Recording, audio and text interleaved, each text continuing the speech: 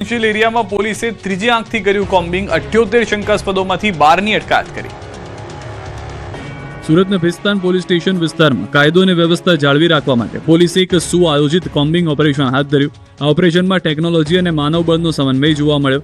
પોલીસની ટીમો જ્યારે જમીન પર 100થી વધુ પ્લાસ્ટિકના ઝૂંપડાઓમાં તપાસ કરી રહી હતી, ત્યારે આકાશમાં ડ્રોન કેમેરા સતત નજર રાખી રહ્યા હતા. આ ડ્રોન સર્વેલન્સનો મુખ્ય હેતુ એ હતો કે ગીચ વિસ્તારમાં તપાસ દરમિયાન કોઈ પણ અસામાજિક તત્વ પોલીસને જોઈ નાસી ન જાય. પોલીસે ખાસ કરીને ભિસ્તાનના સંવેદનશીલ ગણાતા 3 જેટલા મોટા ઝૂંપડપટ્ટી વિસ્તારને ટાર્ગેટ કર્યા. અહીં રહેતા લોકોની ઓળખની ખાતરી કરવા માટે કુલ 78 શંકાસ્પદ ઇસમોને ચેક કરવામાં આવ્યા. આ દરમિયાન પોલીસે ડ્રોન દ્વારા એ પણ સુનિશ્ચિત કર્યું કે ઝૂંપડાઓની આસપાસની ખુલ્લી જગ્યાઓમાં કોઈ ગેરકાયદેસર પ્રવૃત્તિઓ નથી ચાલી રહીને. આ ઓપરેશનમાં 12 પ્રોહિબિશનના બુટલેગરો અને 6 હિસ્ટ્રી શીટરોને શોધીને તેમની હાલની પ્રવૃત્તિઓ અંગે પૂછપરછ કરવામાં આવી. આ ઉપરાંત 4 ટપોરી ગણાતા ઇસમોને પણ ચેક કરવામાં આવ્યા. પોલીસની આ આક્રમકતાને કારણે ગુનેગારોમાં ફફડાટ ફેલાયો. કોમ્બિંગ દરમિયાન 78 શંકાસ્પદ ઇસમોની પૂછપરછ અને ઓળખની ખરાઈ કરાઈ છે. વેરાવળનું મુરલીધર કોમ્પ્લેક્સ તણખલાની માફક બળબડ સળગી ઉઠ્યું. વેરાવળ જૂનાગઢ બાયપાસ પર આવેલા મુરલીધર કોમ્પ્લેક્સ જાણે કોઈ તણખલાની માફક બળબડ સળગી ઉઠ્યું હોય. આખું બિલ્ડિંગ આગને હવાલે થઈ જતા નાસભાગ મચી ગઈ. આ ઘટનાને કારણે સમગ્ર વિસ્તારમાં અફરાતફરી મચી ગઈ. કોમ્પ્લેક્સમાંથી ધુમાડાના ગોટે ગોટા નીકળતા આસપાસના લોકોમાં ભયનો માહોલ સર્જાયો. આગની જાણ થતાં જ વેરાવળ ફાયર બ્રિગેડની ટીમ તાત્કાલિક ઘટના સ્થળે પહોંચી. ફાયર કર્મચારીઓએ ઝડપી કાર્યવાહી કરીને આગને વધુ ફેલાતી અટકાવી હતી. સતત પાણીનો મારો ચલાવી આગને કાબૂમાં લેવામાં આવી હતી, જેના કારણે મોટી દુર્ઘટના ટળી હતી. આગની ઝપેટમાં કોમ્પ્લેક્સ પાસે પાર્ક કરેલું એક 4 વ્હીલર વાહન અને 2 મોટરસાયકલ આવી ગયા. આ વાહનો સંપૂર્ણપણે બળીને ખાખ થઈ ગયા. આગ લાગતા જ કોમ્પ્લેક્સમાં હાજર વેપારીઓ, કર્મચારીઓ અને સ્થાનિક લોકોમાં ભયનો માહોલ સર્જાયો. પરિસ્થિતિની ગંભીરતા જોતા લોકો પોતાનો જીવ બચાવવા માટે કોમ્પ્લેક્સમાંથી બહાર દોડી આવ્યા. થોડા સમય માટે બાયપાસ માર્ગ પર ટ્રાફિક પણ પ્રભાવિત થયો. આગ એટલી ભીષણ હતી કે આખું બિલ્ડિંગ ભસ્મ થઈ ગયું. 30થી વધુ દુકાનો અને ફાઇનાન્શિયલ ઓફિસ બળીને ખાખ થઈ ગઈ.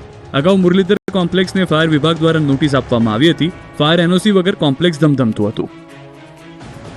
રેપિસ્ટ આસારામનું અમદાવાદનું સરનામું વિખાઈ જશે. 500 કરોડની જમીન પર બનેલા આશ્રમ પર બુલડોઝર ફરી વળશે. રેપિસ્ટ આસારામનું અમદાવાદનું સરનામું હવે વિખાઈ જશે. 500 કરોડની જમીન પર બનેલા આશ્રમ પર બુલડોઝર ફરી વળશે. જી હા, સાબરમતીના કાંઠે વિશ્વના સૌથી મોટા ક્રિકેટ સ્ટેડિયમ પાસે મોટેરામાં આસારામ આશ્રમની 45,000 ચોરસ મીટરથી વધુ જમીન પાછી લેવા હાઈકોર્ટે રાજ્ય સરકારને મંજૂરી આપી દીધી.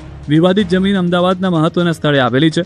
કોર્ટ સમક્ષ રાજ્ય સત્તાવાળાઓએ એક મજબૂત હકીકત આધારિત રજૂ કરી હતી કે દાયકાઓ પહેલા માત્ર મર્યાદિત ધાર્મિક ઉપયોગ માટે આપવામાં આવેલી જમીન ધીમે ધીમે તેની કાયદેસર સીમાઓને પાર કરતી ગઈ.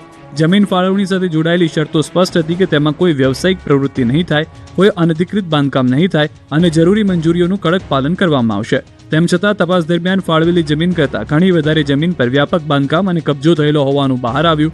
રાજ્યના કેસને વધુ વજન આપતી બાબત એ હતી કે આશ્રમે જાતે જ વારંવાર અનધિકૃત બાંધકામને નિયમિત કરવાની અરજીઓ કરી હતી.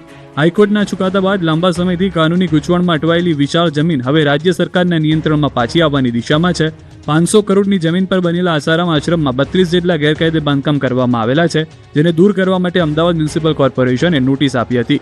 કોમનવેલ્થને લઈને નરેન્દ્ર મોદી સ્ટેડિયમ આસપાસ ડેવલપમેન્ટ માટે આસારામ આશ્રમ સહિતના દબાણો દૂર થશે. સરકારે આ 3 આશ્રમ ઉપરાંત 150 જેટલા રહેણાંક મકાનોને પણ નોટિસ ફટકારી હતી.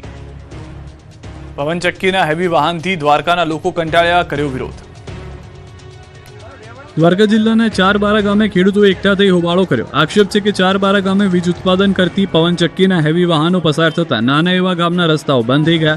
ગામના સાંકડા રસ્તાઓ પરથી હેવી વાહનો પસાર થતા રસ્તાઓ કલાકો સુધી બંધ થઈ જાય છે, જેને લઈને ગ્રામજનોને મુશ્કેલી પડી રહી છે. આ મામલે ગ્રામજનો અને વીજ ઉત્પાદન કરતી કંપનીના કર્મચારીઓ વચ્ચે થઈ ઉગ્ર બોલાચાલી.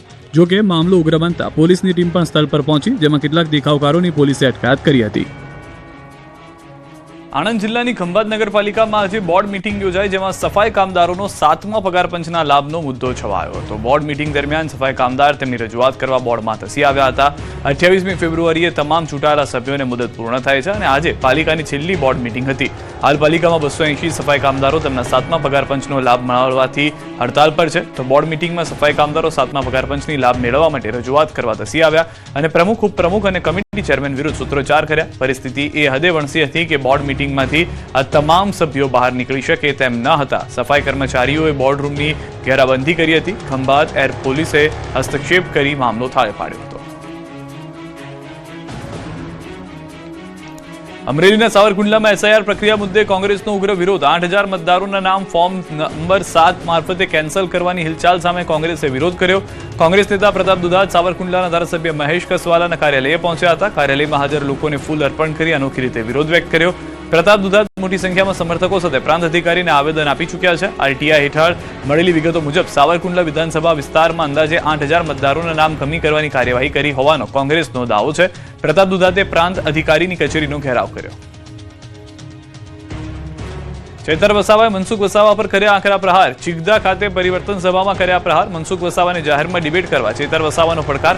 મનસુખ વસાવા ઊંઘમાં પણ મારા જ સપના જુએ છે. રાજનીતિમાં મનસુખ વસાવાને 36 વર્ષ થયા છે, મારે 36 મહિના થયા. આદિવાસી સમાજના પ્રશ્નો આવે એટલે મનસુખભાઈ ગુફામાં જતા રહે છે. વાવમાં તંત્રએ નહીં પરંતુ ખેડૂતોએ જાતે કેનાલ સાફ કરી ઢગલો કચરો નીકાળ્યો. વાવ-થરાદ પંથકની કેનાલમાં કંઈક આવા હાલ છે જાણે નર્મદા નિગમે નાખવા ખાતર કેનાલ નાખી હોય તેવું લાગી રહ્યું છે.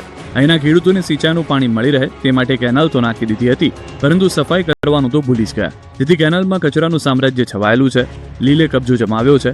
કચરાના ઢગલાના કારણે કેનાલમાં ગાબડા પડી રહ્યા છે. આ અંગે અનેકવાર રજૂઆત કરવા છતાં કોઈ કાર્યવાહી ન થતા અંતે વાવ અને થરાદ જિલ્લાના સરહદી વિસ્તારોમાં પાણીની અછતનો સામનો કરી રહેલા ખેડૂતોએ જાતે કેનાલની સફાઈ કરી.